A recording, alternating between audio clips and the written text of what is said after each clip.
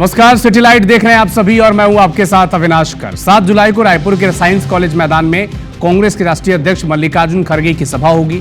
खेती किसानी के दिनों में सभा करने से कांग्रेस के कुछ वरिष्ठ नेता सहमत नहीं है। पूर्व कांग्रेस के प्रदेश अध्यक्ष धनेंद्र साहू और पूर्व मंत्री शिव डहरिया ने कहा है कि खेती किसानी के समय किसानों और ग्रामीणों की मौजूदगी थोड़ी कम हो सकती है, लेकिन साय सरकार से कामकाज से हर वर्ग के लोग त्रस्त हैं। इस पर चुटकी लेते हुए बीजेपी विधायक सुनील सोनी कह रहे हैं कि खड़गे की सभा के लिए प्रदेश भर से लोगों को पैसा देकर बुलाया जा रहा है। सभा में मौजूदगी को लेकर कांग्रेस भी टेंशन में है। उन्होंने मात्र 25,000 लोगों के आने का टारगेट रखा है।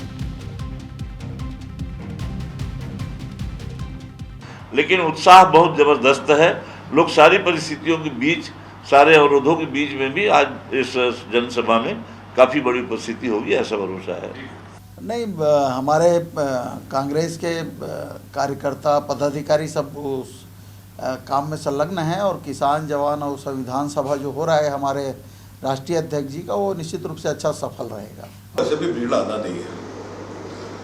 अब ये बड़ा पैसा देकर जो है वो भीड़ लाने की कोशिश कर रहे हैं, लोग आना नहीं चाहते। क्या सुनेंगे खड़गे जी को और क्या कांग्रेस की भाषा को सुनेंगे, और ये फंस गए कांग्रेसी लोग, तो इसीलिए अभी से इसकी भूमिका बना रहे हैं। बीजापुर दौरे पर पहुंचे गृह मंत्री विजय शर्मा ने पहल करते हुए 14 बंद पड़े स्कूलों और 2 नए स्कूलों का शुभारंभ किया।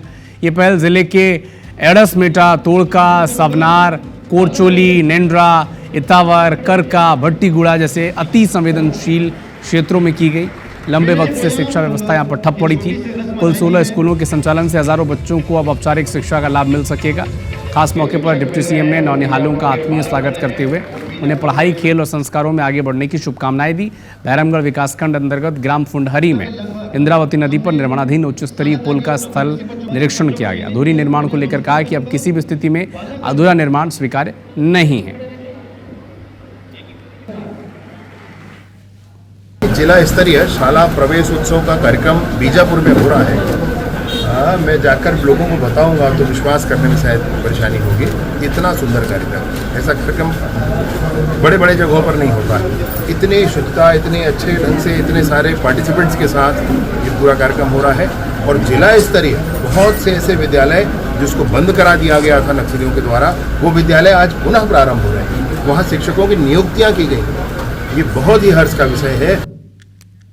आपातकाल को लेकर बीजेपी महिला मोर्चा ने आज मॉक पार्लियामेंट का आयोजन किया। इस आयोजन में शिरकत करने पहुंचे मुख्यमंत्री डॉक्टर मोहन यादव ने कांग्रेस और नेता प्रतिपक्ष राहुल गांधी पर जमकर हमला बोला। मुख्यमंत्री ने सवाल किया कि कांग्रेस पार्टी ने कांग्रेस नाम क्यों रखा। ये ऐसी गरीब पार्टी है जिसको कोई भारतीय नाम नहीं मिला। कांग्रेस पार्टी अंग्रेजों ने बनाई थी, अंग्रेज चले गए, लेकिन ये अभी क्या कर रहे हैं, किस पार्टी को चला रहे हैं। सीएम ने कहा कि भारत में अगर रहना है और मोदी जी के सामने खड़ा होना है तो कुछ भारतीयता बताओ। राहुल गांधी पर टारगेट करते हुए सीएम ने कहा कि ये भैया तो टी शर्ट में ही घूमते रहते हैं। राहुल गांधी ने नेता प्रतिपक्ष के पद की गरिमा गिराई है। ऑपरेशन सिंदूर, आपातकाल और अंबेडकर को लेकर सीएम ने कांग्रेस को घेरा। बीजेपी के प्रदेश अध्यक्ष हेमंत खंडेलवाल ने भी आपातकाल को लेकर कांग्रेस की घेराबंदी की। करारा जवाब देने के बाद भी लजाने का काम कौन कर रहा? वो टी शर्ट वाला। कहां बम गिरा भैया, बम के नीचे बैठ जाता, कहां गिरा मालूम पड़ जाता। ये हमारे बहादुरी का कितना बड़ा अपमान कर रहा है। ये बहनों के सिंदूर के लिए नाम के आधार पर ये सिंदूर अभियान था। बहनों के लिए सुहाग से बढ़कर के जीवन में कोई पवित्रता का चिन्ह नहीं होता। ये बाप रे, जो तो दुनिया में कोई नहीं बोला। हमारा दुश्मन देश का सैनिक नहीं बोला, सेना अध्यक्ष नहीं बोला, प्रधानमंत्री नहीं बोला। कैसी निर्लज्जता की बात करी। ये पूरे देश का अपमान है, पूरी सेना का अपमान है। थूकना चाहिए ऐसे व्यक्ति के पर। क्या तुम्हारे किसने बोला कि तुम नेता प्रतिपक्ष बन जाओ? एमपी बीजेपी के प्रदेश अध्यक्ष हेमंत खंडेलवाल गुरुवार को उज्जैन पहुंचे। इस दौरान उन्होंने बाबा महाकाल की पूजा अर्चना की। खंडेलवाल करीब 15 मिनट तक मंदिर के नंदी मंडप में ध्यान अस्त मुद्रा में बैठकर ध्यान लगाया, महाकाल का स्मरण किया। कई बीजेपी के नेता पदाधिकारी मौजूद रहे। मीडिया से चर्चा करते हुए कहा कि बाबा से प्रार्थना की है प्रदेश, देश, पार्टी और सभी देशवासियों की कुशलता बनी रहे। नए पद की जिम्मेदारी संभालने के बाद खंडेलवाल पहली बार उज्जैन पहुंचे और महाकाल का दर्शन किया।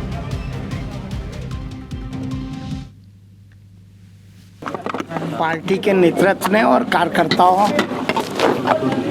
के प्यार से मैं भारतीय जनता पार्टी का प्रदेश अध्यक्ष बना हूँ। मैंने शुरुआत महाकाल के दर्शन करके की। बाबा महाकाल की कृपा मुझ पे, हमारे पूरी पार्टी पे और इस समाज पे बनी रहे, ऐसा मैं कामना करता हूँ।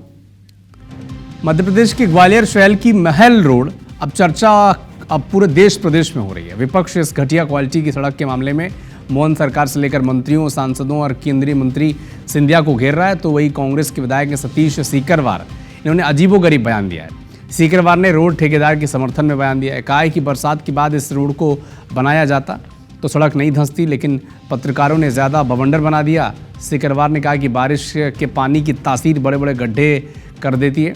रोड जल्दबाजी में बनाई गई है और इसके लिए हम सब लोग दोषी हैं।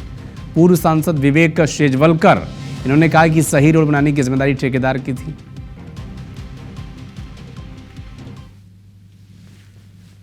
वो धसकने का कारण ये है कि वो एक बरसात के बाद अगर उस रोड को बनाया जाता, लेकिन हमारे जागरूक आपके मीडिया के साथियों ने बहुत ज़्यादा वो बवंडर ऐसा कर दिया कि रोड तो जल्दी में रोड बनाई गई, और जल्दी में रोड बनाई गई तो जो एक बरसात झेलने के बाद अगर रोड बनती तो नहीं धस सकती। ठेकेदार की जिम्मेदारी थी कि उसको कॉम्पेक्शन ठीक से करते। अब ये केवल बहाना बना दे कि जनता के दबाव में आज जल्दी करना था इसलिए उसको कर दिया, तो ये तो कोई एक्सक्यूज़ माना नहीं जाना चाहिए। तो पत्रकारों तो वही बताते जो जनता का मूड होता है। जनता चाहती थी जल्दी बने, पर रोड बनाने वालों को तो देखना चाहिए था ना कि क्वालिटी के साथ कॉम्प्रोमाइज़ थोड़ी हो सकता है। आपातकाल के 50 साल पूरे होने पर बीजेपी ने रायपुर में मॉक पार्लियामेंट का आयोजन किया, जिसमें एक युवा की परफॉर्मेंस की सीएम साय ने प्रशंसा की। पखांजूर के सुमित दास संघ से जुड़े हैं और बस्तर में भारतीय किसान मोर्चा का दायित्व संभालते हैं। सुमित ने मॉक पार्लियामेंट में पीएम मोदी का किरदार निभाया। जब बोलना शुरू किया तो मंच पर मौजूद नेता देखते रह गए। उनका अंदाज और हाव भाव पूरी तरह से पीएम मोदी का ही था।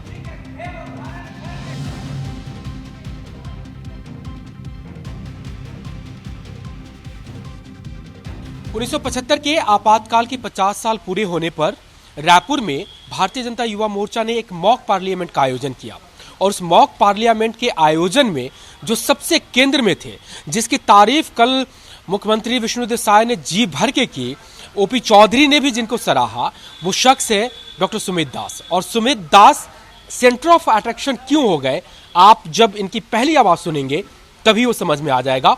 और जो बैकग्राउंड में आपको दिख रहा है वो भी आपको संकेत है। पहली बात तो ऐसा है कि मैं मोदी जी के विचारों से भी और उनके कार्यशैली से भी, दोनों से ही काफी प्रभावित हूँ। और आप सभी जानते हैं कि पूरा देश ही नहीं, पूरा विश्व प्रभावित है। किसी ने कल्पना किया था क्या कि गुजरात से कोई ऐसा नौजवान युवा आज हमारे देश के लिए इतना बेहतर कार्य करेगा? किसी ने कल्पना किया था क्या? जिन्होंने गुजरात में मुख्यमंत्री के तौर पर इतना अपना अच्छा कार्यकाल पूरा किया, जिनके ऊपर एक भी दाग नहीं लगा, एक भी आरोप नहीं लगा। और दूसरी बात, जब 2014 में चुन करके देश के प्रधान सेवक के रूप में आए, आप सभी ने देखा कि किस प्रकार से एक नए कालखंड का आरंभ हुआ। चलिए, इस इंटरव्यू के बाद क्या लग रहा है, सुमित दास ही रहेंगे कि सुमित मोदी हो जाएंगे? ये तो मुझे नहीं पता, अब वो आप ही लोग बता पाएंगे ज्यादा। मुझे वो नहीं पता हम क्या रहेंगे। बस हम तो बस इनके आदर्शों को ही जानते हैं। वैसे पसंद रहेगा कि लोग आपको सुमित मोदी बुलाएं? अब बिल्कुल, अब लोगों के ऊपर है, लोगों को कौन रोक सकता है, उनको जैसा जो अच्छा लगे। चलिए, तो ये सुमित हैं और सबने इनको सुना, और जिसने भी सुना वो सराहे बिना नहीं रह सका। कैमरा पर्सन अजय गुर्जर के साथ राजेश राज, IBC 24 रायपुर। आपातकाल के 50 साल पूरे होने पर एमपी बीजेपी महिला मोर्चा ने मॉक पार्लियामेंट का आयोजन किया, जिसमें कार्रवाई में पक्ष और विपक्ष के रूम में कॉलेज छात्राओं ने हिस्सा लिया। और इस कार्यक्रम में सीएम डॉक्टर मोहन यादव ने छात्राओं से संवाद किया। विपक्ष की भूमिका निभा रही छात्रा छाया बिलगैया ने सरकार से सवाल किए। विकसित भारत और आपातकाल जैसे मुद्दे चर्चा के लिए चुने जाते हैं, लेकिन सेक्सुअल हैरेसमेंट और रेप जैसी ज़रूरी मुद्दों पर चर्चा नहीं होती। ऐसे मामलों में लोगों को सज़ा भी नहीं मिल पाती। इसके जवाब में सीएम डॉक्टर मोहन यादव ने कहा कि भोपाल की एक घटना में हमारी पुलिस ने तत्परता दिखाई है, आरोपी को फांसी की सज़ा दिलवाई। मध्य प्रदेश पहला राज्य है जिसने ऐसे मामलों में फांसी का प्रावधान किया है। हमारी सरकार ऐसे अपराधियों को किसी भी हाल में नहीं बख्शेगी। सीएम ने कहा कि हमने महिलाओं को प्रशासन के बड़े बड़े पदों पर नियुक्त किया है।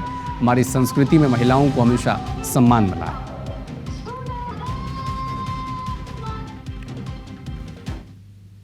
आपने बोला कि आज उससे हट के अगर कुछ बोल सकते हैं, तो अभी की सरकार की तरफ मैं एक बात बोलना चाहूँगी कि ये सारे विषय जो चलते हैं हमेशा कुछ ना कुछ, जैसे अभी विकसित भारत चला था, उसके बाद आपातकाल, तो मैं बोलना चाहूँगी कि जब सरकार ऐसे विषय चूज करती है तो वो ये वुमेन्स पे अब आज इतनी सारी हैं तो बहुत सारी बातें दबाई जाती हैं, जैसे रेप केसेस और जो सेक्सुअल हरासमेंट है इनका बात नहीं होता है। तो इन विषय को लाके भी जैसे डिबेट के जैसे हमेशा यही बन जाते हैं, तो कभी इस विषय को लाके भी कभी ऐसी डिबेट रखी जाए जिससे बहुत सारी आएंगी, क्योंकि कभी किसी इनसे रिलेटेड कभी किसी को सजा भी नहीं मिल रही है और बहुत सी ये चीज़ें पीछे रह जाती हैं। तो आपकी जानकारी के लिए बताता हूँ, अपने यहाँ भोपाल में एक घटना घटी और बहुत कम समय में उसको फांसी की सजा भोपाल में हुई। हमारी अपनी पुलिस ने उसको फांसी तक पहुंचाया और मध्य प्रदेश ही वो सरकार है जिसने देश के अंदर सबसे पहले ऐसी घटनाओं में फांसी का प्रावधान किया। ये हमारे लिए और बड़ा निर्णय है कि हमारे ऐसे अपराधों के लिए हमारी सरकार किसी भी हालत में ऐसे अपराधियों को किसी हालत में बख्शने वाले नहीं, उनको छोड़ने वाले नहीं। 2000 करोड़ रुपए के चर्चित घोटाले के मामले में पूर्व सरकार की आबकारी मंत्री कवासी लखमा ये जेल में हैं और इस मामले में जेल से ही वीडियो कॉन्फ्रेंसिंग के जरिए पेशी करने पर कांग्रेस ने राज्य सरकार को आड़े हाथों लिया है। कांग्रेस के प्रदेश अध्यक्ष ने आरोप लगाया कि कवासी लखमा कोई सीरियल किलर नहीं है, इसे लेकर सरकार उन्हें कोर्ट में पेश नहीं कर रही है। सरकार का व्यवहार कांग्रेस के नेताओं से अपराधियों जैसा है, जबकि अब तक इस मामले में केवल जांच चल रही है। बता दें कि सोमवार को कांग्रेस के पूर्व मंत्री कवासी लखमा को वीडियो कॉन्फ्रेंसिंग के जरिए रायपुर के विशेष न्यायालय में प्रस्तुत किया गया था। इसके बाद से ही सियासत गरमाने लगी है। बीजेपी की सांसद ने भी आरोप लगाया कि भ्रष्ट और घोटालेबाज नेताओं को मदद करने में कांग्रेस आगे रहती है।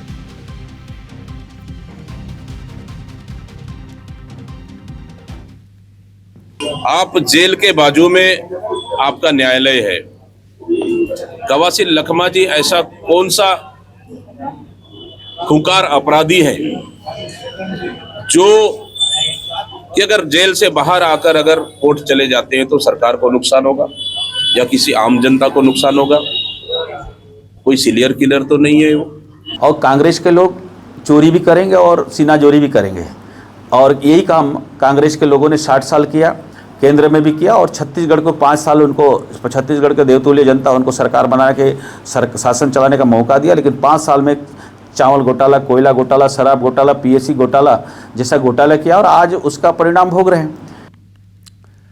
डोंगरगढ़ में मां बमलेश्वरी ट्रस्ट समिति में बवाल हो गया है। समिति चुनाव के लिए आवेदन को लेकर यह विवाद की स्थिति बनी है। दोनों पैनल के सदस्य आमने सामने हो गए। पुलिस की टीम मौके पर पहुंची। 20 जुलाई को ट्रस्ट समिति का चुनाव होना है और इस चुनाव में आवेदन को लेकर यह विवाद की स्थिति बनी है। दोनों पैनल के जो सदस्य हैं वो आमने सामने आ गए। पुलिस को हस्तक्षेप करना पड़ा और मौके पर पुलिस पहुंची है। 20 जुलाई को चूंकि ट्रस्ट समिति का चुनाव होना है।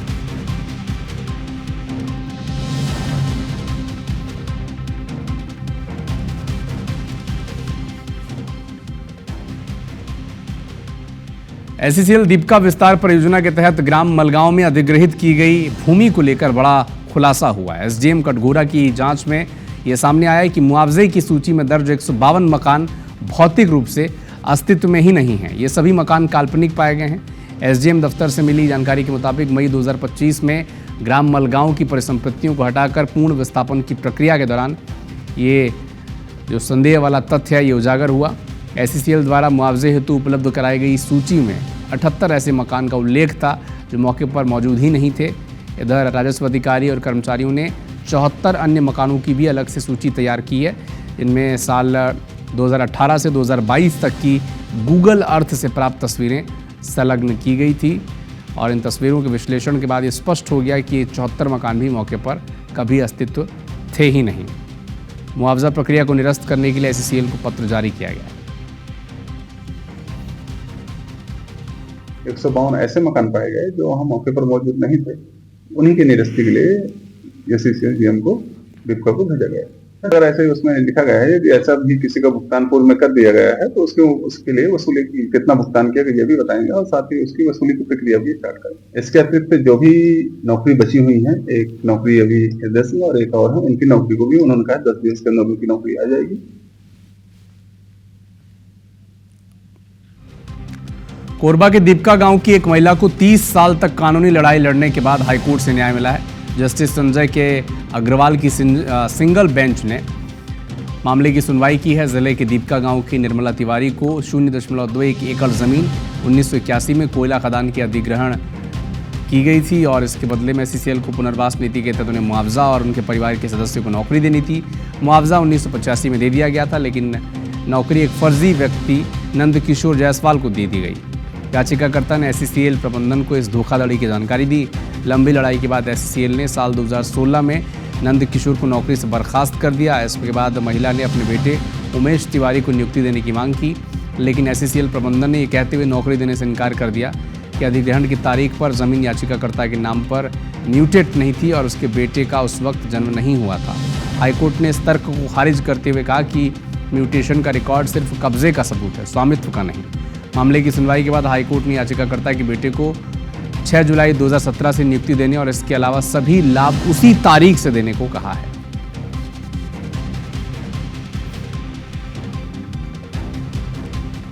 जबलपुर हाईकोर्ट से अभिनेता सैफ अली खान को बड़ा झटका लगा है। भोपाल के आखिरी नवाब हमीदुल्ला खान के पुश्तैनी संपत्ति विवाद पर हाईकोर्ट ने भोपाल ट्रायल कोर्ट का 25 साल पुराना फैसला रद्द किया है। इस संपत्ति विवाद में फिल्म अभिनेता सैफ अली खान का परिवार भी शामिल है।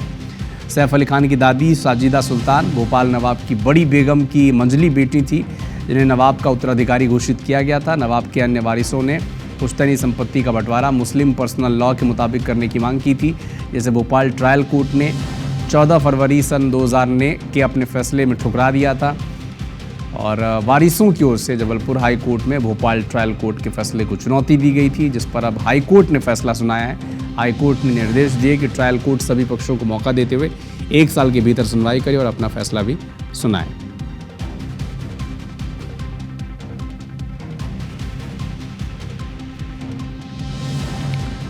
कोयला घोटाला मामले में ईडी ने सूर्यकांत तिवारी और सौम्या चौरसिया समेत परिवार के लोगों की संपत्ति अटैच किए जाने को हाईकोर्ट में चुनौती दी है।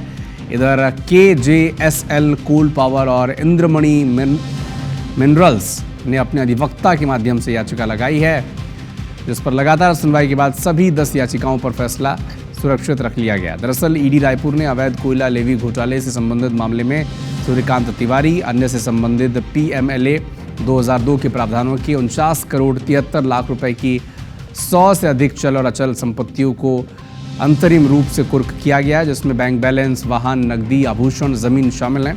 इसके साथ ही सूर्यकांत तिवारी की परिजन की भी संपत्ति अटैच की गई है। सौम्या चौरसिया की परिजन समीर बिश्नोई और अन्य ने अस्थायी नियंत्रण के खिलाफ याचिकाएं लगाई हैं। सभी पक्षों को सुनने के बाद कोर्ट ने फैसला सुरक्षित रखा है।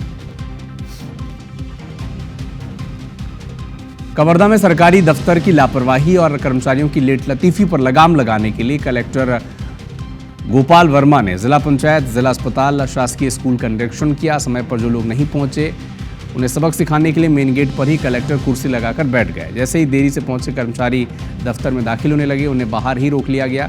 कुछ कर्मचारी तो मुंह छिपाते नजर आए, लेकिन सभी को कलेक्टर के सामने आना ही पड़ा। फिर कलेक्टर ने लेट से दफ्तर आने वाले कर्मचारियों को कान पकड़कर माफ़ी मंगवाई।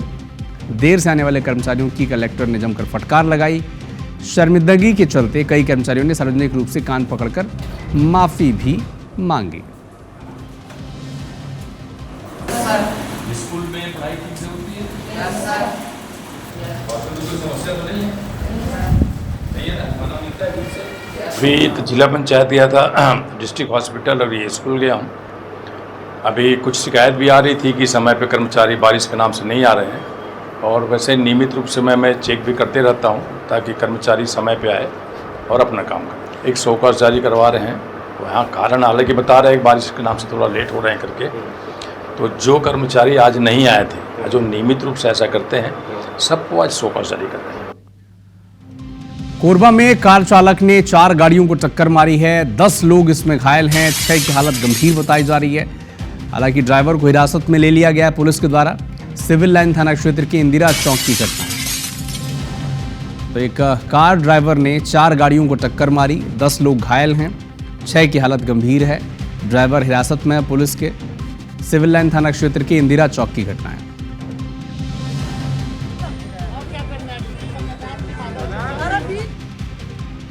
इंदौर के युग पुरुष धाम दिव्यांग आश्रम बंद होने के बाद शहर में 6 साल से कम उम्र के दिव्यांग बच्चों की देखरेख के लिए कोई नया आश्रम या आश्रय स्थल नहीं बन पाया है। इससे इन बच्चों को भारी परेशानियों का सामना करना पड़ता है। कल्याण समिति जो है, बाल कल्याण समिति, इन्होंने आश्रय स्थल के लिए कलेक्टर के सामने प्रस्ताव रखे हैं। कलेक्टर ने बताया है कि कुछ ऐसे बच्चे जिनके पिता की मृत्यु हो चुकी है, उन्हें शासन की स्पॉन्सरशिप योजना का लाभ दिलाने पर चर्चा हुई है। ऐसे 3100 से ज़्यादा आवेदन मिले हैं। 1 महीने के भीतर अप्रूव करने का निर्देश दिया गया है।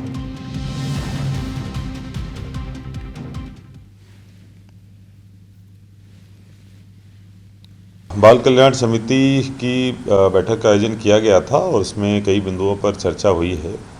जो कुछ ऐसे बच्चे जिनके फादर की डेथ हो गई है, ऐसे बच्चों को शासन के द्वारा स्पॉन्सरशिप स्कीम के तहत लाभ दिया जाता है। उसके 3100 के आसपास आवेदन अभी प्राप्त हुए हैं। रीवा नगर निगम अवैध कॉलोनियों के खिलाफ कार्रवाई कर रही है। नगर निगम ने अवैध कॉलोनाइजर पर कोतवाली थाने में 14 लोगों पर एफआईआर दर्ज कराकर कुछ कॉलोनियों पर बुलडोजर कार्रवाई भी की है। दूसरे मामले में आरोप है कि नियमों में हेराफेरी कर विद्युत कनेक्शन लिया जाता है।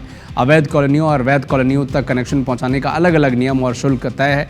इस मामले में एमपीईबी के कार्यपालन अभियंता का कहना है कि रीवा में 90% कॉलोनी वैध है। जो अवैध कॉलोनियाँ संचालित हैं उन पर भी विद्युत विभाग कार्रवाई करता है। अवैध कनेक्शन रीवा में तो 90% 95% कॉलोनी अवैध है ना। उनमें हमारी तरफ से अस्थायी कनेक्शन, जहाँ पे हमारे पोल से कनेक्शन किया मकानों की दूरी 45 मीटर से ज़्यादा है।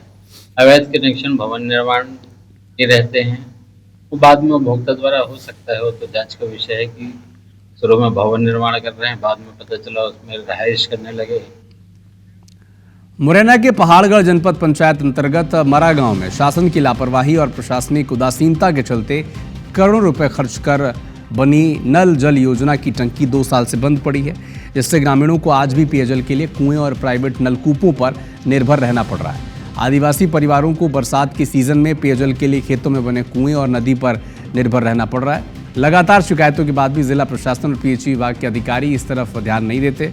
गर्मी की सीज़न में तो इस इलाके में हाहाकार की स्थिति रहती है, लेकिन बरसात में भी पानी नहीं मिल पा रहा है। तो ये शासन प्रशासन की कार्यशैली पर सवाल उठाते हैं। अभी मेरी बात पीएचई के एग्जीक्यूटिव इंजीनियर से हुई है। उन्होंने बताया था कि 2024 में नल जल योजना जो हैंडओवर कर दी गई है पंचायत के, और किसी कारणवश अगर पानी नहीं आ रहा है तो अभी एसडीओ से भी बात की है। मैंने पहली प्राथमिकता स्वच्छ पानी देने की है। रायपुर कोर्ट में SC/ST विशेष न्यायालय ने एक आरोपी को आजीवन कारावास की सजा सुनाई। अनुसूचित जाति की एक अविवाहित युवती के साथ विवाह का झांसा देकर रेप के बाद युवती के बिना मर्जी के गर्भपात कराने के मामले में आरोपी नबी आलम खान को आजीवन कारावास की सजा सुनाई गई। बता दें कि पीड़िता साल 2022 में गुड़ियारी रायपुर में किराए से रह रही थी। उसकी मुलाकात आरोपी से वहीं हुई, जिसने उसे नौकरी दिलाने और रहने के लिए मकान दिलाने समेत विवाह का झांसा दिया। आरोपी ने 15 जून 2022 से 9 सितंबर 2023 तक कई बार शारीरिक संबंध बनाए। गर्भवती होने पर युवक ने गर्भपात भी करवा दिया। इसकी शिकायत गुड़ियारी थाने में कराई गई। विशेष सत्र न्यायाधीश पंकज कुमार सिन्हा ने कहा कि आरोपी ने पीड़िता की जातीय स्थिति और सामाजिक परिस्थिति का फायदा उठाकर गंभीर अपराध किया है और जिसमें कोई उदारता नहीं बरती जा सकती। 5/2/2024 को एक पीड़िता द्वारा FIR दर्ज कराया गया था। पीड़िता ने FIR दर्ज कराया था। आरोपी था नबी आलम। अब काम में रखने के दौरान उसने जिस दिन दुकान खाली था, कोई वर्कर नहीं था, उस दिन उसके साथ पीड़िता ने बयान में आया है कि उसके साथ ज़बरदस्ती शारीरिक शोषण किया उसका। आरोपी को आजीवन कारावास से दंडित किया है। खबर इंदौर से है, जहां राजा रघुवंशी हत्याकांड मामले में राजा के भाई विपिन रघुवंशी ने सोनम के परिवार पर गंभीर आरोप लगाए। नार्को टेस्ट की मांग करते हुए सुप्रीम कोर्ट तक जाने की बात कही है। विपिन का कहना है कि सोनम के परिवार ने अभी तक सोनम को दोषी नहीं माना है। उन्होंने कहा कि अगर सोनम का पिंडदान करना होता तो उसका परिवार अब तक कर चुका होता। विपिन ने आरोप लगाकर सोनम के परिवार को कहा कि सब कुछ पता है उन्हें, लेकिन कई बातें वो छुपाते रहे, इसीलिए वो सोनम के माता पिता और भाई गोविंद के नार्को टेस्ट की मांग कर रहे हैं। विपिन ने आशंका जताई कि सोनम ने राजा की हत्या के बाद राज से शादी की होगी। वहीं सृष्टि की ओर से सोशल मीडिया में वीडियो अपलोड करने को रणनीति का हिस्सा बताया।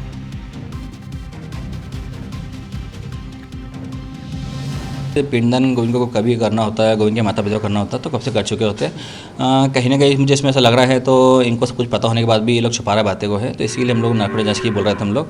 तो नार्कोटिक की जब जांच होएगी सोनम की, गोविंद की और उनके माता पिता सभी की और राज की, तो जब तक इसमें खुलासा कहीं हो नहीं पाएगा। भोपाल में नवविवाहित डॉक्टर ऋचा पांडे की मौत को 4 महीने हो चुके हैं। उनके पति के खिलाफ पुलिस ने एक और मामला दर्ज किया है। दरअसल अभिजीत पांडे खुद को बीडीएस डॉक्टर बताकर भोपाल के एमपी नगर इलाके में 2 फ्लैट्स में क्लिनिक चला रहे थे। खुलासा हुआ कि अभिजीत डॉक्टर नहीं है। इलाज करने के लिए ना उनके पास कोई लाइसेंस है और ना ही किसी तरह की मेडिकल डिग्री है। इसके बावजूद वो इलाज और दवाओं की पैकिंग भी कर रहा था। स्वास्थ्य विभाग और एसडीएम की टीम ने कार्रवाई करते हुए भारी मात्रा में दवाएं, पैकिंग का सामान, मशीनें, नकली लेबल जब्त किए। दोनों फ्लैट को सील किया है। फिलहाल अभिजीत जेल में है। डॉक्टर अभिजीत पांडे द्वारा बिना कोई वैध दस्तावेज या डिग्री के स्किन केयर प्रोडक्ट्स का कार्य किया जा रहा है, जो कि उसके संबंध में उन्होंने पूछताछ की। उनके पास ऐसे कोई भी दस्तावेज नहीं था, जिस संबंध में उन्होंने जांच उपरांत कायमी हेतु थाना एमपी नगर के लिए पत्राचार किया, जिसको संज्ञान में लेते हुए पुलिस द्वारा एफआईआर दर्ज की गई। अंबिकापुर शहर में एक बार फिर से डिजिटल अरेस्ट का मामला सामने आया। ठगों ने सीआरपीएफ के एक एसआई को डिजिटल अरेस्ट कर 22 लाख रुपए की ठगी की। पीड़ित की शिकायत पर पुलिस मामले की जांच में जुटी है। ये पूरा मामला अंबिकापुर के गांधीनगर थाना क्षेत्र का है, जहां सीआरपीएफ कैंप में पदस्थ SI R Mahendran digital arrest हो गए। पीड़ित ने घटना की सूचना थाने में दर्ज कराते हुए बताया कि उन्हें 6 मई को मोबाइल में एक व्हाट्सएप कॉल आया था, जिसमें कॉलर ने खुद को दिल्ली पुलिस का अफसर बताया। उन्हें गैर कानूनी काम करने की बात कहते हुए डिजिटल अरेस्ट किया। इसके बाद साइबर ठगों ने 17 दिन तक पीड़ित को भय दिखाकर लाखों का चूना भी लगाया। शिकायत की गई है, पुलिस जांच कर रही है। एक रिपोर्ट दर्ज कराई गई कि दिनांक 6/6/25 से 23/6/25 के बीच में उनको एक अननोन नंबर से कॉल आया, जिसमें आपको अपने आप को जो है ठग दिल्ली पुलिस का अधिकारी बताते हुए उनके साथ में करीबन 22 लाख रुपए की जो है वो ठगी किया है। उक्त प्रकरण में एफआईआर की गई है और वैधानिक कार्रवाई की जा रही है। बस्तर पुलिस को एक साइबर ठगी के मामले में बड़ी सफलता मिली है। पुलिस ने 1 करोड़ 15 लाख रुपए की ठगी को अंजाम देने वाले 3 अंतर्राज्यीय आरोपियों को गिरफ्तार किया है। ठगों का गिरोह जामताड़ा से उत्तर प्रदेश से लेकर महाराष्ट्र तक फैले हुए हैं। दरअसल साइबर ठग गिरोह के एक सदस्य बस्तर के एक युवक से 7 लाख रुपए की ऑनलाइन ठगी उन्होंने की थी। आरोपियों ने युवक के मोबाइल में एक फाइल डाउनलोड कराकर इस वारदात को अंजाम किया था। इसमें 2 शातिर ठग मोहम्मद अलीम, राजकुमार गौतम और तीसरा आरोपी साइबर ठग गिरोह के सदस्य हैं। आरोपियों के कब्जे से पुलिस ने 56 एटीएम, 8 मोबाइल, 92 हज़ार रुपये नगद बरामद किए हैं। इस मामले में कुल 6 लोगों की गिरफ्तारी हो चुकी है। कि प्रार्थी ने बताया उनके अकाउंट से 7.5 लाख का लोन लिया गया और 7.5 लाख रुपए अलग अलग अकाउंट्स पे ट्रांसफर हो गए। इसके इंफॉर्मेशन के बेसिस पे तुरंत एक एफआईआर की गई थी और 27 जून को 3 लोगों को अरेस्ट करके न्यायिक रिमांड में भेजा गया था। ये 3 लोगों को मुंबई पुलिस के मदद से वहां पे मुंबई में अरेस्ट किया गया। अभी इस कार्रवाई में हमें 56 एटीएम कार्ड्स, 92,000 रुपीज कैश और लगभग 8 मोबाइल फोन्स रिकवर हुए हैं। रीवा शहर में खाद्य पदार्थों में मिलावट की जानकारी सामने आई है। दूध, मसाले, मिठाइयाँ, घी और खाद्य तेल जैसे रोज़ की इस्तेमाल की चीज़ों में मिलावट की खबरें हैं। सीधा असर आपकी सेहत पर होगा। लोग अनजाने में बीमारियों को न्योता दे रहे हैं। लगातार शिकायत के बाद भी अफसर कोई ठोस कार्रवाई करते नहीं है। ऐसे में स्वास्थ्य विभाग और खाद्य सुरक्षा अधिकारियों की भूमिका पर सवाल उठ रहे हैं। नियमित जाँच की कमी से मिलावटखोरों के हौसले बुलंद हैं कि खुलेआम मिलावट की सामग्री बेच रहे हैं। हमारी टीम एक मिठाई दुकान पहुँची तो वहाँ गंदगी का अंबार लगा था। मामले में जब कलेक्टर से सवाल पूछा गया तो उन्होंने समय समय पर जांच और सैंपलिंग की बात कही, जबकि कुछ खास मौक़ों को छोड़ दें तो जांच और सैंपलिंग की प्रक्रिया कागजों में ही पूरी की जाती है।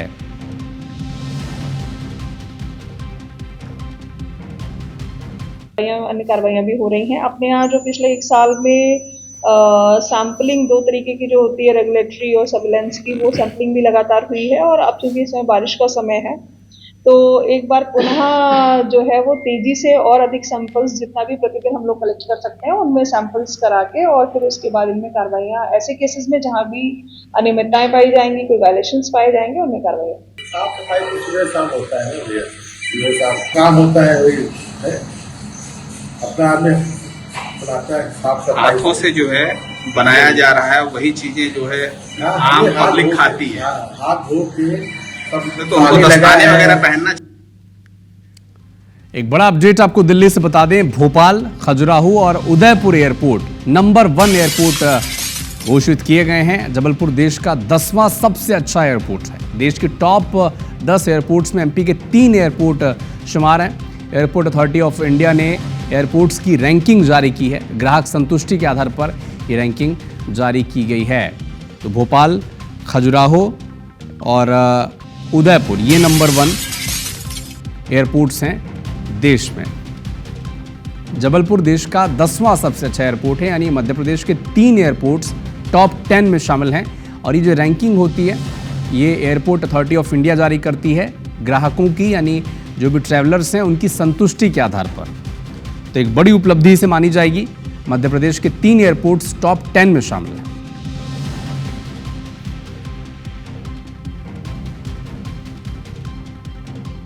मंदसौर के गरोठ थाना के कछालिया गांव में गुरुवार सुबह एक दर्दनाक घटना सामने आई। खेत पर सो रहे 62 साल के किसान की अज्ञात लोगों ने हत्या कर दी। सूचना मिली, पुलिस मौके पर पहुंची। डेड बॉडी के शरीर पर चोट के निशान भी मिले। एक कान पूरी तरह से अलग हो गया था, सिर पर भी चोट के निशान है। हत्या के कारणों की जांच जारी है।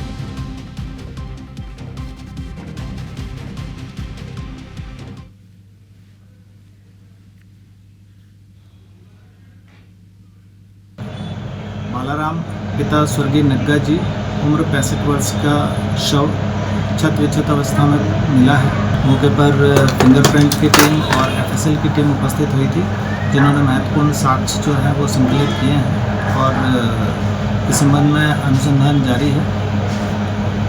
कुछ संदेह के तौर पर 1-2 नाम आए हैं, उनकी तलाश की जा रही है।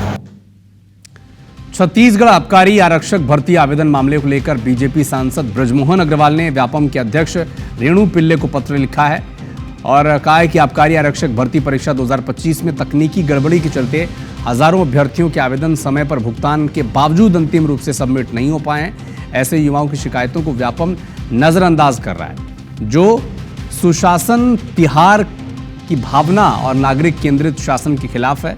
बृजमोहन अग्रवाल ने व्यापम अध्यक्ष को इस पर तुरंत कार्रवाई के निर्देश दिए।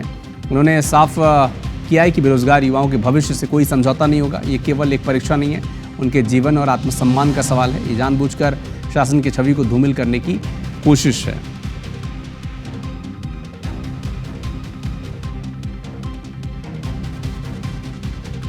छत्तीसगढ़ में 3 महीने का राशन एक साथ बांटने की समय सीमा बढ़ा दी गई है। अब 31 जुलाई तक राशन वितरण का काम होगा। इससे प्रदेश के करीब 11 लाख राशन कार्ड धारियों को फायदा होगा। राशन तिहार के तहत प्रदेश के 81 लाख से ज़्यादा राशन कार्ड धारियों को एक साथ 3 महीने का राशन देने का काम शुरू हुआ था, लेकिन तकनीकी सीमाओं के चलते एक व्यक्ति को राशन देने में 15 से 40 मिनट का वक्त लग रहा था। अब 80% ही राशन का वितरण हो चुका है। 70 लाख राशन कार्ड धारी राशन ले चुके हैं। 11 लाख से अधिक राशन कार्ड धारी 3 महीने का राशन लेने से वंचित है। इसी के चलते समय सीमा बढ़ाई गई है।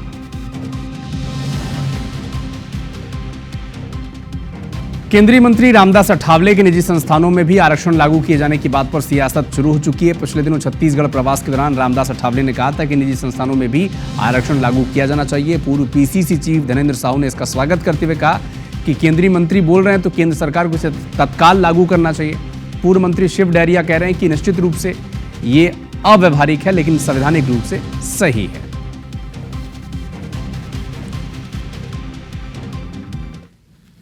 तो हमने नेशनल फ्रंट बनाई थी, एनडीए बनाई थी, तब हमने मांग किया था कि भाई प्राइवेट सेक्टर में आरक्षण मिलना चाहिए। बहुत अच्छी बात है उनके इस बयान का हम लोग स्वागत करते हैं।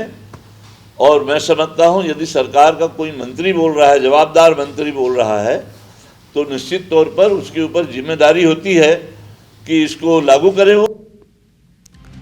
प्रदेश सरकार ने अप्रैल 2025 में मेडिकल कॉलेजों में फैकल्टी की कमी दूर करने के लिए 470 पदों पर भर्ती शुरू की थी। इनमें 90 प्राध्यापक, 179 सह प्राध्यापक, 201 सहायक प्राध्यापक शामिल थे। लेकिन 3 महीने बाद पहले चरण में केवल 59 शिक्षकों का चयन हुआ था, यानी कुल पदों पर केवल 12.5% ही भर्ती हुई। प्राध्यापक के 90 पदों में 11 की नियुक्ति हुई, केवल 8 पद सह प्राध्यापक और केवल 40 सहायक प्राध्यापक के तौर पर चयन हुआ है। फैकल्टी की कमी से छात्रों के प्रैक्टिकल, ट्रेनिंग, पीजी सुपरविजन और संस्थानों की मान्यता पर असर पड़ रहा है।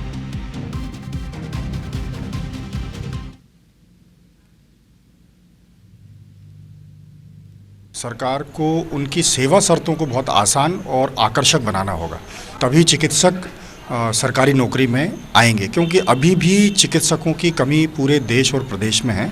और अगर सरकार इस कमी को पूरा करना चाहती है तो कुछ उनको ऐसे पॉलिसीज़ लानी होंगी, ऐसी आकर्षक योजनाएं लानी होंगी जिससे चिकित्सक सरकारी मेडिकल कॉलेज या हेल्थ सिस्टम में आ सकें। आप सभी ने भारी बारिश के चलते अलग अलग जगहों की जलभराव की तस्वीरें देखी होंगी। राजधानी भोपाल जंक्शन चौराहा कैसे छोटे तालाब में तब्दील हो गया, इस तस्वीर भी हमने आप तक पहुंचाई थी। आज हम राजधानी भोपाल की सड़कों का हाल जनता के जवाबदारों के तक पहुंचाने जा रहे हैं। एक रिपोर्ट आप देखें।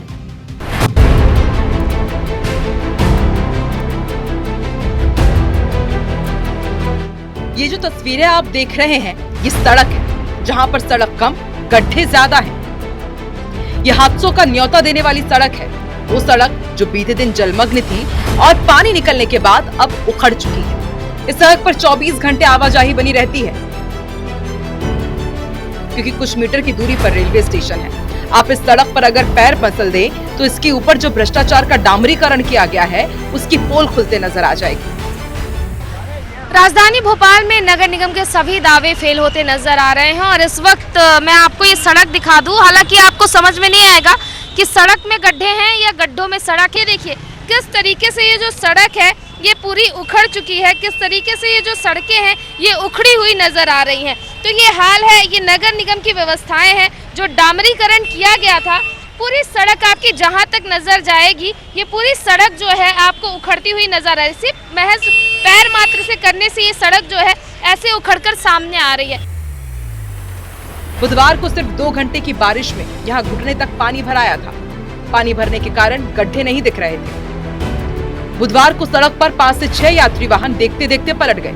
अक्सर इन्हीं गड्ढों की वजह से यात्री वाहन हादसे का शिकार हो जाते हैं। जनता की आप बीती भी सुनिए, शायद इनकी आवाज जिम्मेदारों के कान तक पहुंच जाए। गड्ढे आ जाता तो पलट जाता है, ब्रेकर बनाए, गड्ढे सीमेंट लगाए तो गड्ढे हो गए, पानी गिरे तो बस पलट जाती है। मैडम दिक्कतें तो होती है क्योंकि ई रिक्शा है, अगर थोड़ा बहुत गड्ढा आ गया तो पलटने का डर बहुत रहता है इसमें। तो यहाँ पे पानी बहुत भर जाता है, बहुत दिक्कत होती है हमारे आने जाने में, गाड़ी चलाने में नहीं। अरे बहुत खराब रास्ता है, गाड़ी पलट गई, कांच माच टूट गया, नुकसान हो गया। जब इस मुद्दे पर महापौर से सवाल किया गया तो उन्होंने पल्ला झाड़ते हुए अव्यवस्थाओं के लिए रेलवे और पीडब्ल्यूडी को जिम्मेदार ठहरा दिया। जो रेलवे ट्रैक के नीचे से पानी निकलता था वो बंद कर दिया रेलवे ने, इसलिए जल भराव की स्थिति बनी है। आज नगर निगम के कर्मचारी, उसमें कल भी नगर निगम के कर्मचारियों ने मेहनत की थी कि वो जल भराव की स्थिति ना रहे, पानी निकल जाए, और आज भी वो व्यवस्था को कर रहे हैं। भोपाल नगर निगम प्रशासन के बड़े बड़े दावे पहली ही बारिश में हवा हो गए। यहाँ ना हमें समझ आया न पब्लिक को इस सड़क में गड्ढे हैं या गड्ढों में सड़क, और जिम्मेदारों को लगता है कि वो दूसरे विभाग के पाले में मुद्दा खिसकाकर बच जाएंगे। लेकिन IBC 24 तो सवाल करेगा और जिम्मेदारों को जवाब भी देना होगा, क्योंकि सवाल आपका है। साक्षी त्रिपाठी, IBC 24 भोपाल। बच्चों के भविष्य के निर्माता जब खुद ही अनुशासन की सीमाएं लांघ जाएं तो सवाल उठना लाजमी है। वाड्रफ नगर से एक ऐसा ही मामला सामने आया जब एक शिक्षक शराब के नशे में बच्चियों के साथ डांस करते नजर आया। ये वीडियो पशुपतिपुर प्राइमरी स्कूल का है। ग्रामीणों का आरोप है कि शराब के नशे में धुत होकर इस टीचर लक्ष्मी नारायण सिंह रोज स्कूल आते हैं। बच्चों में इन पर शराब के नशे में मारपीट करने का भी गंभीर आरोप है। शराबी शिक्षक खुद कह रहे हैं कि रोज 300 ml शराब पीकर वो स्कूल आते हैं, वो खुद बता रहे हैं। मामले में विकासखंड शिक्षा अधिकारी जानकारी नहीं है, ये बता रहे हैं। इधर विधायक ने सख्त कार्रवाई की बात कही है। लेकिन टीचर अगर खुद कहे कि वो 300 ml शराब डेली पीकर आ रहा है स्कूल, तो ये कबूलनामा अपने आप में काफ़ी है। किसी स्कूल में पढ़ाई कैसी होती है?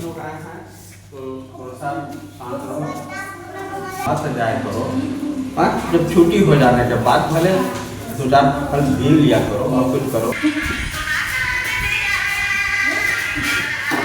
हम लोग आते हैं जब स्कूल में कुछ नहीं करते हैं तब वो एकदम तुरंत मारने लगते हैं, कहते हैं कि सावधान बैठो, तो हम लोग बैठते हैं तब वो मारते हैं।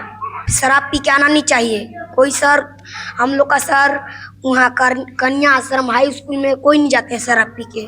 शराब 300 ग्राम सुबह लेता हूँ जी, अपने स्वास्थ्य के लिए। जस्ट अभी संज्ञान में आया है और मैं तत्काल कार्रवाई करूंगा टीचर के ऊपर, और ऐसी अब पुनरावृत्ति नहीं होगी स्कूल में। क्या है कि ऐसे टीचर अगर ऐसा कर रहे हैं तो ये गलत है, और ये अभी मुझे जानकारी नहीं है इसका। अगर ऐसा हुआ है तो उन पे कार्रवाई की जाएगी। हालांकि तर्क बड़ा अजीब है। वो कह रहे हैं अपने स्वास्थ्य के लिए वो 300 ml शराब पीते हैं। तो करेंगे कुछ और खबरों का। लाडली बहना योजना के बाद अब मध्य प्रदेश की मोहन सरकार महिला स्व सहायता समूह से जुड़ी महिलाओं के लिए एक बगिया मां नाम का परियोजना का ऐलान कर दिया है। 15 अगस्त से शुरू होने वाली इस योजना पर मोहन सरकार करीब 1000 करोड़ रुपए खर्च करेगी। योजना के तहत 30,000 से ज़्यादा महिलाओं की निजी जमीन पर मनरेगा के तहत करीब 30 लाख फलदार पौधे लगाए जाएंगे, जिससे न सिर्फ रोजगार मिलेगा बल्कि ये योजना पर्यावरण को भी ध्यान में रखकर बनाई गई है।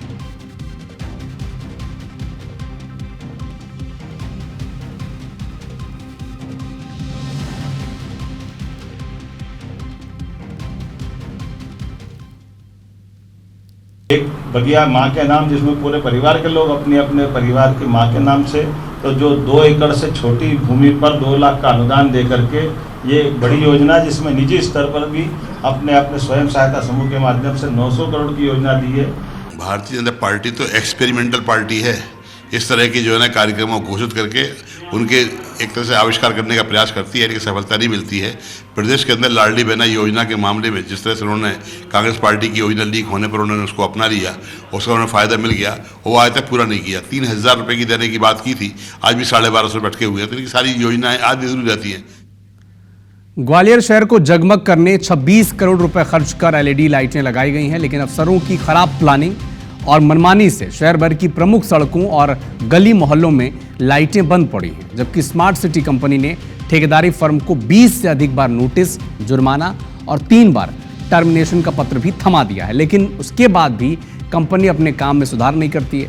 ऐसे में महापौर डॉक्टर शोभा सिंह सिकरवार ने फरमान जारी किया है कि अब LED लाइट को लेकर किसी भी प्रकार का जो भुगतान है कंपनी को नहीं किया जाएगा। साथ ही इन्होंने कंपनी को ब्लैकलिस्टेड करने के निर्देश भी दिए हैं।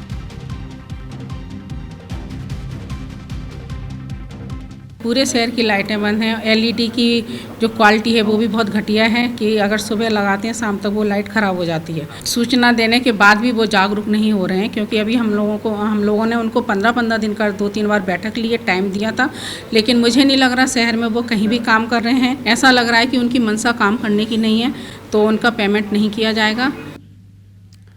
भिलाई में मौसमी बीमारियों का प्रकोप बढ़ता जा रहा है। शहर के अस्पतालों में वायरल फीवर के साथ साथ उल्टी दस्त वाले मरीजों की संख्या भी बढ़ रही है। सरकारी लाल बहादुर शास्त्री सुपेला अस्पताल में ही 40% मरीज अब वायरल फीवर और उल्टी दस्त के नजर आते हैं।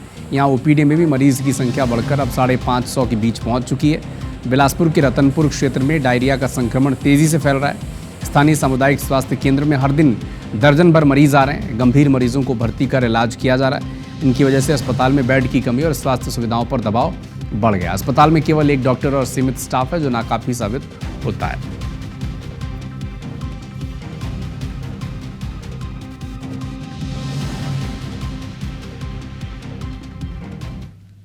जैसे ही बारिश की मौसम चालू होता है, सर्दी, खांसी, बुखार, वायरल के पेशेंट तो यहाँ पे लगातार बढ़ रहे हैं और सारे अस्पतालों में हिदायत दी गई है। डॉक्टर्स भी अलर्ट हैं और किसी प्रकार की किसी को भी कोई सर्दी, खांसी, बुखार हो तो तत्काल अस्पताल में आएँ और अपना जांच कराएं और बिल्कुल दवाई ले लें। करीब 16-17 के अराउंड है हमारे यहाँ मरीज, और रोज डेली 10 के अराउंड आ रहे हैं। 10 से 12 पेशेंट डेली यहाँ पर भर्ती हो रहे हैं, उल्टी दस्त के पेशेंट।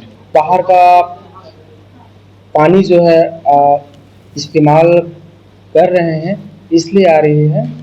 पानी केवल उबाल के पिए, समस्या अपने आप सॉल्व हो जाए। कोरबा में गुरुवार को ही मानसून की पहली बारिश ने नगर निगम की तैयारियों की पोल खोल दी। लगातार बारिश से नदी नाले उफान पर हैं। वार्ड नंबर 12 के चिमनी भट्टा में जलभराव की स्थिति बन गई है। नालियों का कचरा और सीवर की गंदगी के साथ बारिश का पानी लोगों के घरों में घुस गया है, जिससे लोगों को परेशानियों का सामना करना पड़ रहा है। इसी बीच कटघोरा थाना क्षेत्र के कोरबी गांव में एक हादसा सामने आया है। रेलवे ट्रैक में काम कर रहा एक मजदूर तेज बहाव वाले नाले में फंस गया। घटना के बाद इलाके में हड़कंप मच गया और प्रशासन और स्थानीय लोग खोजबीन में जुटे हैं।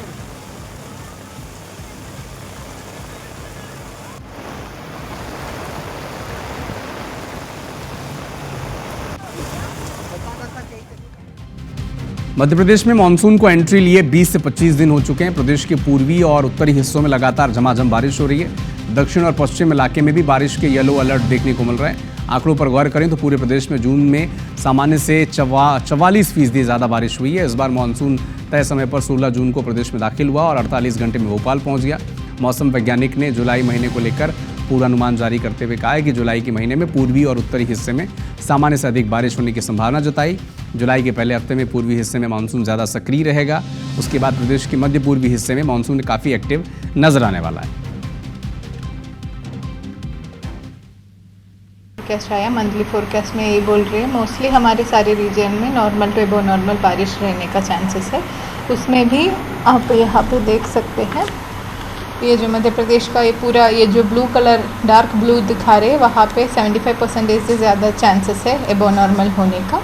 तो मोस्टली हमारा ये ईस्टर्न एमपी में एबो नॉर्मल रेनफॉल का चांसेस है, अराउंड 113% ज़्यादा मिलने का चांसेस है। कवर्धा जिले ने 20 जून को 2 विश्व रिकॉर्ड बनाकर golden book of world record में अपना नाम दर्ज कराया है। दरअसल जिले का वाटर लेवल क्रिटिकल जोन में चला गया, इसीलिए जिले में कलेक्टर ने मोर गांव मोर पानी महाअभियान के अंतर्गत सभी को सूखता गड्ढा खोदने की अपील की।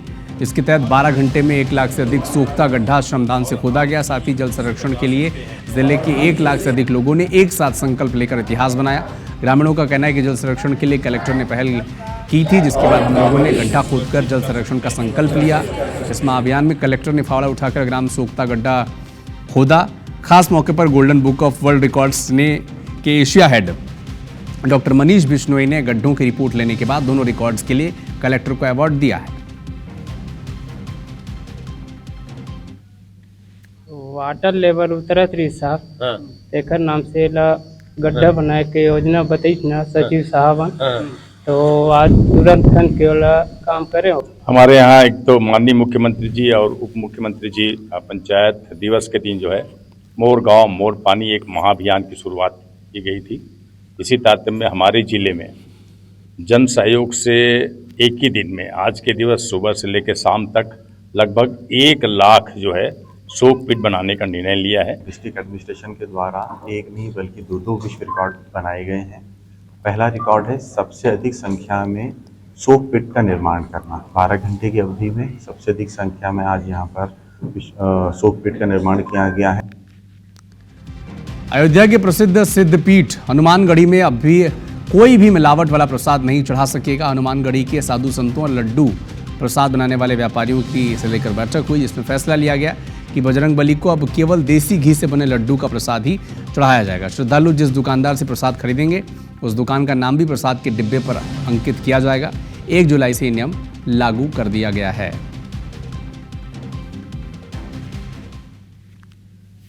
हनुमानगढ़ी पे शुद्ध देसी घी के लड्डू जो चढ़ रहा है वही चढ़े, और दूसरा कोई भी ऐसा चीज़ जो मिलावटखोरी का हो या जो है कोई डालडा का यूज हो या कोई मक्के का बेसन हो, ये चीज़ें ना हो।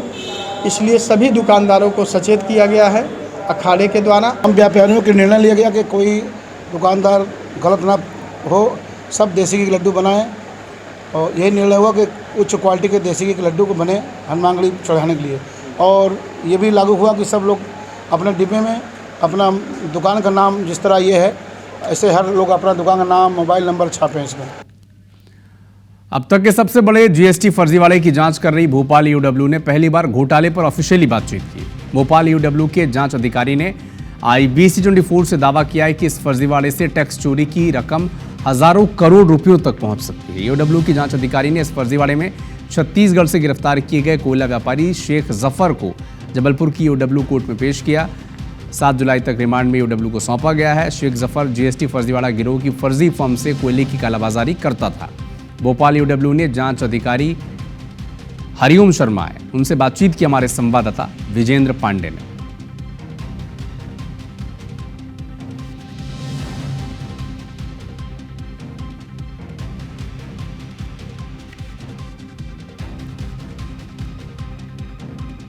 भोपाल के कारोबारी सौरभ आहूजा के जयपुर के होटल से शादी के दौरान फरार होने के मामले में बड़ा अपडेट यह है कि भोपाल में भी सौरभ आहूजा की तलाश में ईडी की टीमें तलाश कर रही हैं। न सिर्फ ईडी बल्कि भोपाल पुलिस भी सौरभ आहूजा के फरारी की खबर के बाद उसके नेटवर्क को खंगाल रही है। बुधवार को ईडी की टीम जयपुर के फेयर माउंट होटल पहुंची। खबर है कि जयपुर में सौरभ आहूजा होटल में शादी कर रहा था, लेकिन ईडी की आनी खबर पाकर वो मंडप छोड़कर भाग गया। बता दें कि सौरभ आहूजा ने महादेव सट्टा ऐप के मास्टरमाइंड सौरभ चंद्राकर की शादी में उसके मेहमानों के लिए दुबई तक प्लेन बुक करवाया था। इसी के बाद से उसकी तलाश की जा रही है। हालांकि अब सौरभ आहूजा के बैकग्राउंड पर उससे जुड़े ईडी के अलर्ट को लेकर उसके पुराने ठिकाने का जायजा लिया हमारे संवाददाता नवीन सिंह ने।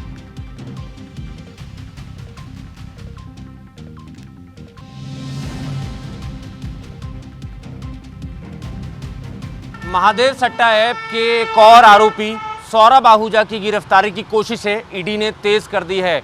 भोपाल से जुड़े हुए कारोबारी सौरभ आहूजा को गिरफ्तार करने के लिए न सिर्फ ईडी बल्कि भोपाल पुलिस भी पूरी ताकत के साथ जुट गई है। देखिए, मैं तस्वीरें दिखा रहा हूँ। ये वही बिल्डिंग है जहाँ सौरभ आहूजा की गिरफ्तारी के लिए इससे पहले ईडी की टीम रेड कर चुकी है। यहाँ पर रैपिड ट्रेवल्स का दफ्तर हुआ करता था और साल 2023 में ईडी की टीम ने यहाँ रेड की थी और लगभग 8 घंटे तक यहाँ लोगों से पूछताछ की थी, तमाम कागजात खंगाले थे। और ये आरोप था सौरभ आहूजा पर कि महादेव सट्टा ऐप का जो मास्टरमाइंड है सौरभ चंद्राकर, उसकी लग्जरियस शादी के लिए उसके मेहमानों के लिए एक प्लेन, स्पेशल प्लेन बुक कराया था, जिसमें पूरे परिवार के साथ सौरभ चंद्राकर के तमाम दोस्त रिश्तेदार उस प्लेन में बैठकर दुबई गए थे। तो ये वो आरोप है और तभी से सौरभ आहूजा का नाम इस पूरे मामले में जुड़ा। पुलिस लगातार उसकी गिरफ्तारी की कोशिशें करती रही और वो तमाम ठिकानों पर ईडी की टीम और भोपाल पुलिस की टीम दबिश दे रही है और सौरभ आहूजा से जुड़े हुए तमाम दोस्त रिश्तेदारों से पूछताछ कर रही है ताकि सौरभ आहूजा की जल्द से जल्द गिरफ्तारी हो सके। कैमरामैन विनीत के साथ नवीन सिंह, IBC 24 भोपाल। फिलहाल इस बुलेटिन में इतना ही। नमस्कार।